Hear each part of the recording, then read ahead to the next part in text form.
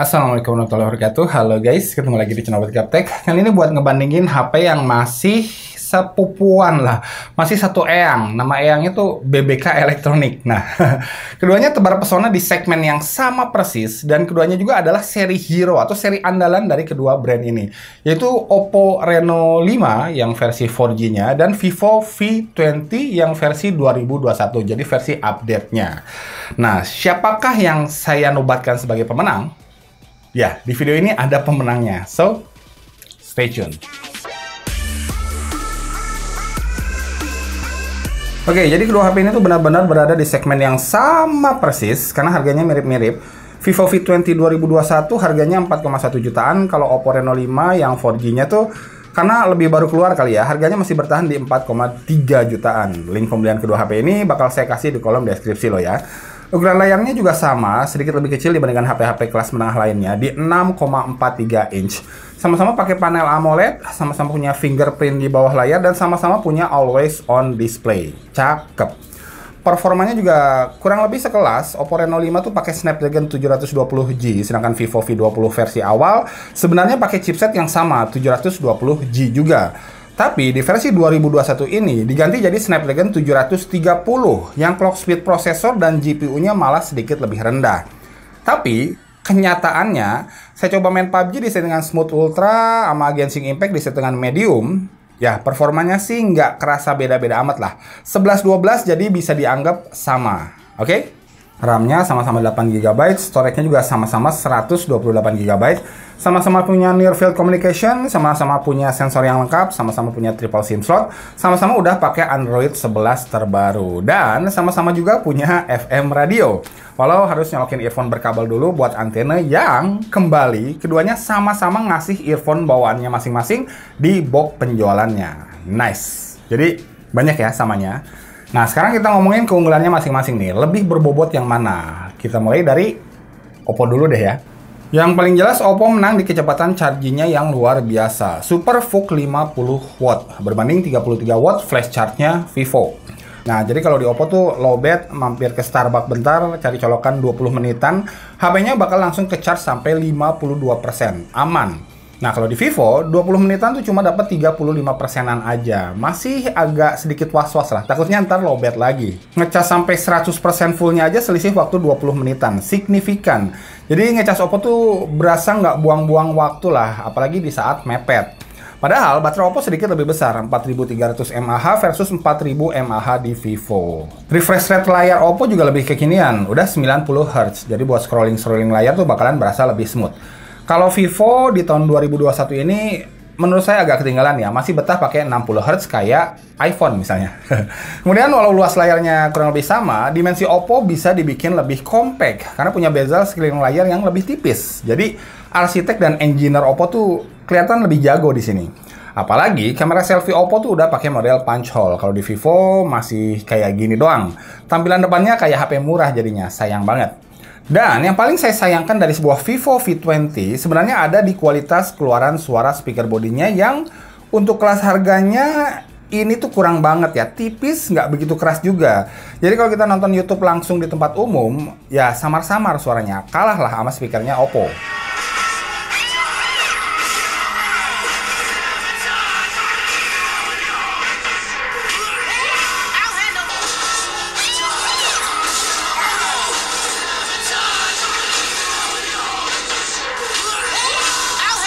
Udah langsung gaspol aja beli Oppo kali ya, nggak usah beli Vivo, karena banyak banget kelebihannya dibandingin Vivo. Sabar, karena dengan segala kekurangannya, yang saya nobatkan sebagai jawara di video ini adalah Vivo, bukan Oppo. Oke, alasannya cuma dua aja sih sebenarnya, tapi penting banget buat saya. Yang pertama, desain dan build quality-nya lebih oke, Vivo. Desainnya ini asli keren banget buat saya, karena saya suka HP yang mengotak, kelihatan lebih elegan gitu, lebih cool menurut selera saya ya, sekali lagi. Terus kotak kameranya juga ini next level banget kerennya men. Dikasih plat metal, terus ditumpangin lagi sama kaca yang semuanya tuh kotak, kotak, dan kotak. Asli ini nggak pasaran desainnya. Ditambah lagi, body Vivo ini lebih tipis dari Oppo, jadi bikin aura elegannya tuh makin kuat, makin sophisticated gitu lah.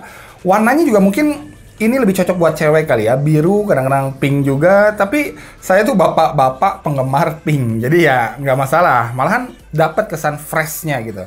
Dan yang paling cocok, karena kebiasaan saya kalau pakai HP tuh nggak pernah dipakein casing lagi, jadinya material kaca asli ya ini, bukan plastik, di back cover Vivo V20 ini tuh ngasih feedback premium ke tangan saya. Jadi feel megang Vivo tuh jauh lebih mantap, sekali lagi jauh lebih mantap kalau dibandingkan sama feel-nya megang Oppo yang full plastik. Oke?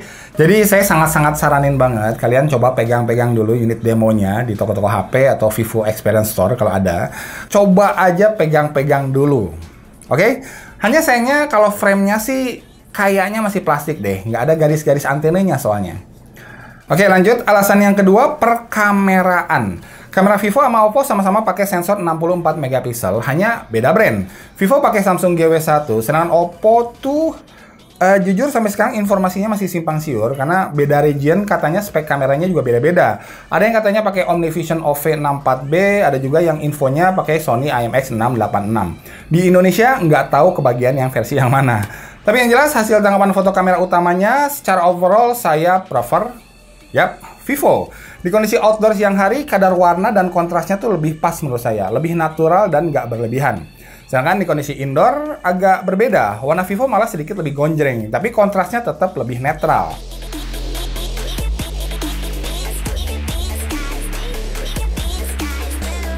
Sedangkan untuk foto low light, Vivo kembali jadi pilihan saya berkat kontrasnya yang nggak terlalu agresif. Jadi lebih bisa memperlihatkan detail gitu lah dibandingkan Oppo ya. Walau terkadang mode malamnya Oppo tuh bisa tampil lebih nyenengin di mata.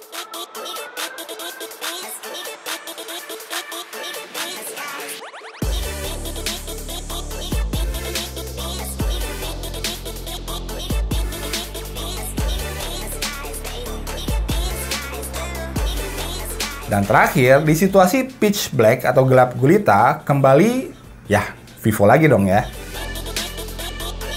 Kemudian buat yang doyan selfie, buat selera saya kembali selfie-nya Vivo lebih keren. Karena kulit muka saya tuh sebenarnya diperhalus dan kelihatan lebih putih, tapi tetap kelihatan natural gitu lah. Kayak aslinya halus dan putih aja. Padahal mah aslinya mah kan ya itu butak. Jahat banget lah ini kameranya. Oh ya, FYI, kalau di Vivo kamera belakangnya cuma 3 ya, di Oppo ada 4. Tapi fungsi-fungsinya sih sama aja. Keduanya sama-sama bisa foto wide angle, bisa foto makro, sampai foto bokeh. Nggak ada masalah. Udah? Wes, belum. Kalau kamu suka rekam video di resolusi 4K, bakalan masih suka sama kameranya Vivo. Karena bisa tampil lebih stabil walau memang gambarnya harus di crop cukup banyak. Oke guys, ini dia contoh perekaman video dari Vivo V20 versi 2021 dengan Oppo Reno 5 di resolusi 4K ya guys, bukan Full HD. Seperti ini kira-kira perbandingannya auto HDR-nya gitu ya, kurang lebih seperti ini.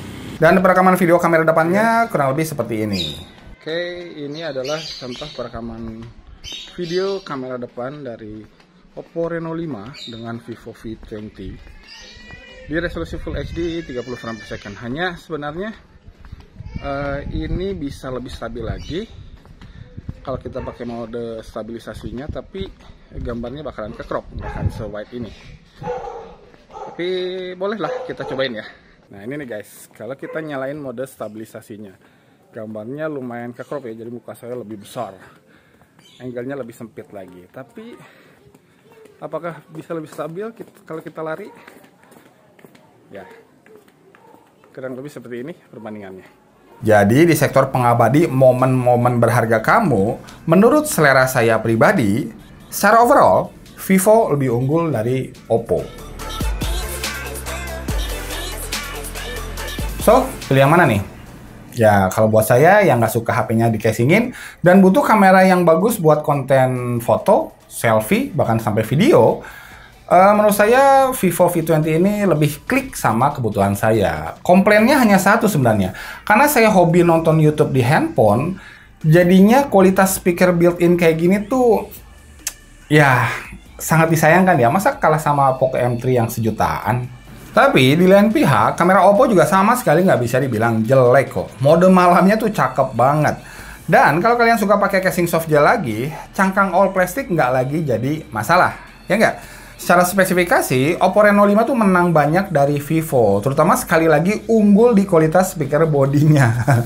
Tapi terakhir, saran dari saya nih ya, sebelum kalian pilih Oppo Reno 5, sekali lagi coba pegang dulu bodinya Vivo V20 deh, Omat, biar lebih yakin gitu lah. Jadi tahu apa yang kalian lewatkan dengan memilih Oppo Reno 5 ini. Oke, thanks for watching. Mudah-mudahan videonya bermanfaat. Niko out. Assalamualaikum warahmatullahi wabarakatuh.